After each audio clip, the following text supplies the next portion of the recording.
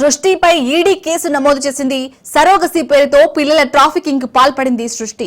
4 నెలల్లో 500 కోట్ల లావాదేవీలు జరిపినట్లు గుర్తించారు. సరోగసి పేరుతో పిల్లలు లేని వారి నుంచి 50 లక్షల వరకు వసూలు చేసినట్లు దర్యాప్తులో వెల్లడైంది.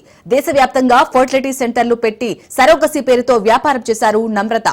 గ్రామీణ ప్రాంత దంపతులను ట్రాక్ చేసి పిల్లల్ని కొనుగోలు చేశారు. అలా కొనుగోలు చేసిన పిల్లలను 50 లక్షలకు అమ్మేసినట్టు పోలీసులు దర్యాప్తులో వెల్లడైంది. ఈ నగదు లావాదేవీలపై ఈడీ దర్యాప్తు చేయనుంది. త్వరలో డాక్టర్ నమ్రతను ఈడీ అధికారులు విచారించనున్నారు.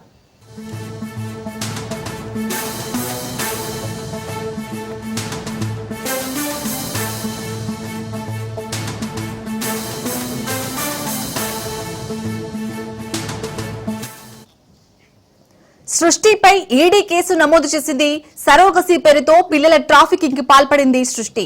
4 నెలల్లో 500 కోట్ల లావాదేవీలు జరిపినట్లు గుర్తించారు. సరోగసి పేరుతో పిల్లలు లేని వారి నుంచి 50 లక్షల వరకు వసూలు చేసినట్లు దర్యాప్తులో వెల్లడైంది. దేశవ్యాప్తంగా ఫర్టిలిటీ సెంటర్లు పెట్టి సరోగసి పేరుతో వ్యాపారం చేశారు డాక్టర్ నమ్రత. గ్రామీణ ప్రాంత దంపతులను ట్రాక్ చేసి పిల్లల్ని కొనుగోలు చేశారు.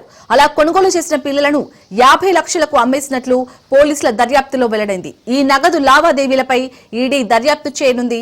త్వరలో డాక్టర్ నమ్రతను ఈడీ అధికారులు విచారించనున్నారు.